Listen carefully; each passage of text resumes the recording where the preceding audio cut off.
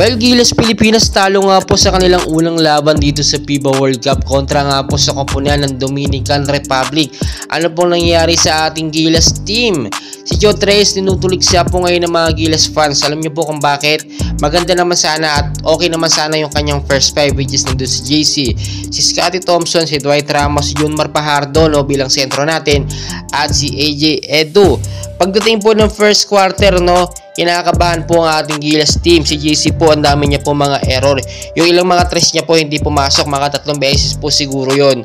At wala pong chemistry team dahil kung makikita po ninyo yung mga pasa ni JC sa kanyang mga teammate, hindi po nasasalo. Yan po yung sinasabi natin, pag hindi ka tandem ng isang player sa loob ng court, yung kanyang kasama, walang team chemistry.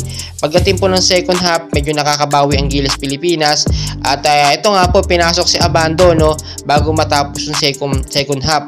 Pero nakita natin maganda yung naging performance ni Abando. Although yung isang pasa ni JC hindi nasalo ni Abando, pero biglang bawi naman ng isang slam dunk. Maganda yung pinapakita, Etong ating pambatong si Kai Sotto, alam nyo, nakakatawa lang pinasok saglit ni Joe Treyes tapos ibinangko. 79 seconds lang naglaro sa loob ng court.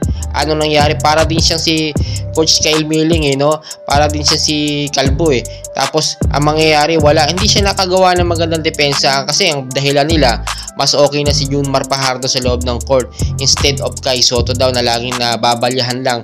Wala nangyayari. Pero dapat ipinasok nyo si Kai Sotto kasi alam nyo naman, subok na yan sa NBA, sa B-League, sa NBL Australia. Alam ni kayong mga ganyang galawan. Marami yan nakalaban na mas malaki pa sa kanya. Hindi nyo binigyan ng chance, si Joe Treyes. Ito namang si Keeper Rabena, wow, nakakatuwa, maganda yung kanyang pinakita.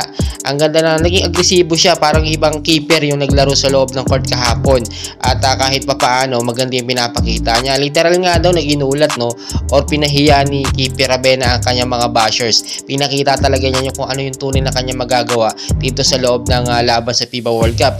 Pero ang nakakapagtaka dito, maganda yung pinapakita ni Keeper pagdating ng second half, hindi na siya ipinasok itong si Joe Treyes. Alam nyo, ang number 1 problema dito, walang iba kundi ang head coach na si Joe Treyes. Hindi siya marunong mag-rotate ng mga player. Si JC na foul out nga Tapos ang nangyari, wala na, natalo tayo, nahirapan na. Basta walang JC talaga, napakadelikado talaga natin. Si JC lang naman ang gumagawa ng mga tres sa atin ng puntos Siya ang scoring machine natin. Tapos pag nawala siya, wala na, hirap na ang game. So babawi po tayo sa next game natin kontra sa Angola.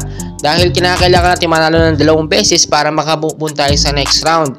And hopefully, maging learning experience pa ulit-ulit na lang ito sa Gilas Pilipinas.